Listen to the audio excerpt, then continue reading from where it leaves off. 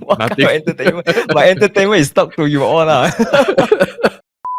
CPF, I think we cannot misunderstand it. It's the government's way of making sure that you have at least a little bit of money. Like you don't squander everything away. Yeah. Take care of you when you're old and useless. Our expense, our entertainment is just talking online. Welcome back to another episode of the Backholder Pod. So I think in the YouTube finance scene, particularly in the Singapore YouTube finance scene, there's a very prominent influencer. I think he's he's a guest that we have invited before on the podcast. So it's Mr. Lu from 1M65. So he's recently been increasing the cadence and his consistency on YouTube. And he's floating this idea. I think he has already made multiple videos and it can really become a series about the idea of taking out your CPF money, specifically your CPF life money after you turn 65 or 70 years old. After you accumulate a sizable amount, which is presumably the enhanced retirement sum, which is 4 times the BHS, that amounts to around 440,000 Singapore dollars. And when you do the calculation, the expected payout would be around 4.6 thousand Singapore dollars per month. So what Mr. Lu is basically, I wouldn't say advocating, but he's basically sharing his plan or maybe his ideal retirement lifestyle, thinking that, hey, actually 4.6k Singapore dollars in Singapore, maybe in the next 10 to 15 years, might not amount to much. But if you think about it, if both of you, the husband and wife, have 4.6k, you multiply by 2, and then you multiply by 3.5, which is the prevailing Malaysian exchange rate, that's 32,000 ringgit per month. And he then went on to expose or to expound on the idea of what you can actually spend with 32,000 ringgit a month. You can basically live like a king, if I can quote him. So you can hire a driver, you can hire a bodyguard, you can eat a lot of good food, the rent is cheap, etc., etc. So I think we just wanted to explore or extend this discussion about maybe let's open it to two levels of question. Number one, would you top up your ERS for the current lot of you? Would you top up, like basically pump more money into the ERS? And secondly is, would you take this 32,000 ringgit, supposedly you and your wife managed to reach the ERS? Will you go retire in Malaysia and live like a king? So maybe I'll kickstart a discussion with Kelvin. Will you top up the ERS? ERS, no lah. ERS. So the way you look at this is basically a bond, right? ERS. So you invest in it, it gives you money payout. But the thing is, you can't get back the money lah. Plus the interest. If you are using the, I think, standard plan and escalating plan, the interest that you earn in ERS doesn't belong to you exactly. So your next of kin can't get back the money. So I wouldn't do it unless I have a lot of money, like 5-10 million, that kind. Then dump it a bit into ERS to earn a bit of bond, a bit of CPF payouts. Then I wouldn't mind. But if at my current state, $1 million, $2 million kind of net worth, I wouldn't bother lah.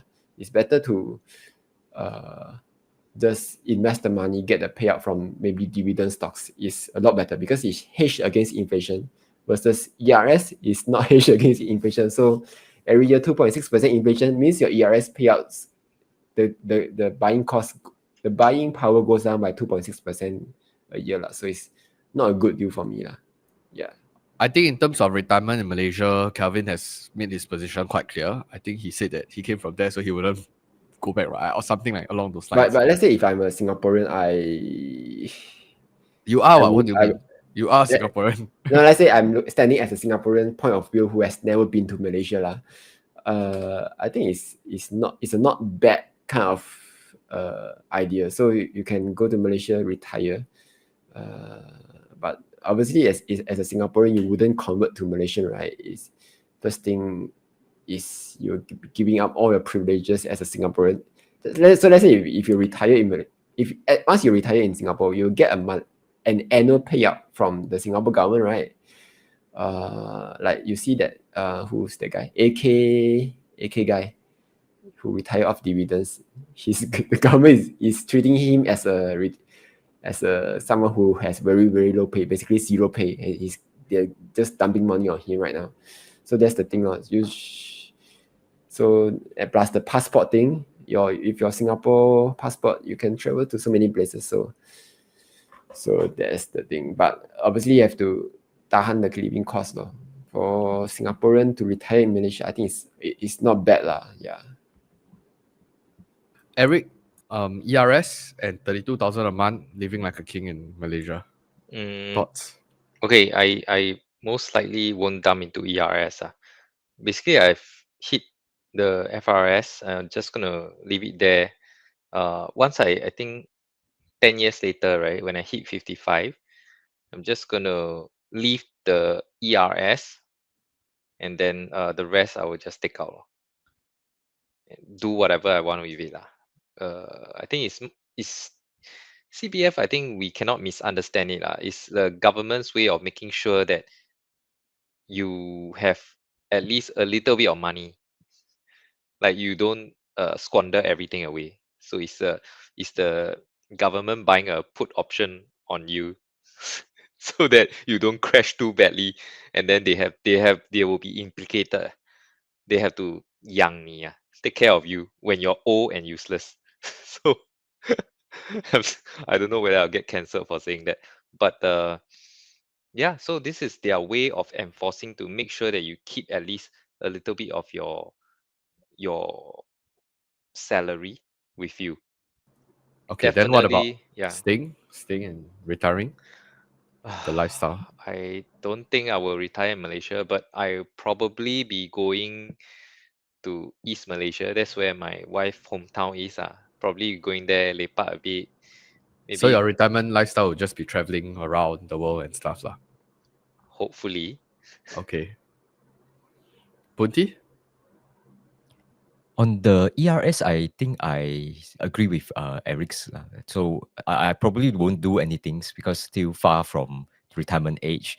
And you know, all these rules about CPF, right? They keep changing all the time. So I don't have to make up my mind today for something that's going to happen, you know, like 10 years or longer, right? So I just leave it there first. Like just doing just put I already reached the FRS like, and then just leave it there first. On retirement in Malaysia, yeah, like same as Kelvin, right? We are both from Malaysia, but I think that I don't have plan to actually retire in Malaysia because I think just living in Singapore, as long as your lifestyle is a simple one, it's not like super costly. Plus, you know, even now also we used to, you know, eat home cooked food, right? So if you cook at home, whether you cook at Singapore or in Malaysia, I think it will be about the same, right? Maybe if you go outside and look for nicer food in Malaysia, they may have more options, but that also require you to travel around. It's not like all the nice food in Malaysia is like sitting in one town, right? It's like scattered around. You need to drive around also. So that's that. Yeah. Actually, a lot of all this discussion about retiring in Malaysia, etc., right? It really stems from the idea that Singapore's getting too expensive, the cost of living. We are trying to geo arbitrage. You want to use stronger currency and go lead a better, so-called quote unquote better life, right? And then like what Mr. Lu, I think I don't want to misquote him, but his idea is I've worked so hard for the first 30, 40 years of my life, I scream and save. And then when I'm 65 years old, Bunti tell me you live a simple life in Singapore, it's fine. I just want to like go around maybe Eric, what's your thoughts on this? Thoughts on what? Living a simple Like, life. Yeah, living a simple life, or like I work so hard for 30, 40 years already. Then you tell me, like the government still tell me, oh no lah, like CPF is enough for your basic standard of living. If not enough money, then just 省吃一点 lah, save a bit more, then I think it's fine. I'm not sure whether I qualify to say that I work hard for so many years, because I don't think I I work that hard in the sense of the word. Like, I'm okay cruising along, and I'm not against like living a simple life. And in fact, I am living a simple life. Like, how much more simple can it get? Like, I don't know. Maybe only Bunti has a even more simple life than me. I don't know. I think people are worried about like spending, but what are you spending on, right? Sometimes I also like don't know. So I think that's why maybe for those that are watching the video of the regular followers of ours, right? It's very hard for us to relate in a way is because when I really look at some of my friends, right, it's quite incredible. Like when I look back at y'all, because I recently did an interview with them at Sydney, right? Wow, it's crazy, eh? Bunti, y'all want to take a guess? Bunti spend how much in a week or not? His personal expense. Eric, you want to guess? 500. A week, a week. 500. Oh no, then 125. 125. Kelvin, you want to take a guess? Kelvin told me he spent around 100, 150 a week. Right? Bunti, Yeah, you say Bunti. until like that must be like below 100 already lah. Yeah, he told me he said he spent $30 to $50 a week. Okay, so I think that there's a lot of caveat behind the answer. First thing is that I didn't really calculate before I give that answer. Secondly, I need to explain that when it comes to my own spending, right, like personal spending, right, what kind of spending do I have, right? It's only the lunch. So I'll go to office 3 times a week, and then I have lunch, and on average, the lunch is about like $10. So that's where the $30 came from. And other than that, right, I mean, for the days that I work from home, usually my wife will cook. And then dinner, I either don't eat dinner or I like eat very lightly, like just fruits is enough for me. So dinner is like I save that one meal already. So what else? Nothing much, right? Yeah, But when it so- comes to grocery, definitely we spend a bit more on groceries because we are like eating at home, right? Yeah. Right. Then what do you spend on entertainment? What kind of Nothing. entertainment? My entertainment is talk to you all lah. Hey guys, I just have a thought, right? Imagine, right? Like if we talk like this for another 20, 30 years, right? But before So old uncles. yeah, then imagine 30 years later, right, we're just joking about it. Remember 30 years ago, we were asking what is our expense? Yeah. Like it's zero lor, because our expense, our entertainment is just talking online. Yeah, that's why when I do a comparison, right? When you look at it, I think it's similar for those of you who do follow. I think YouTube suddenly the algo picked up. I was following some Singapore-based like vlogging channel lah.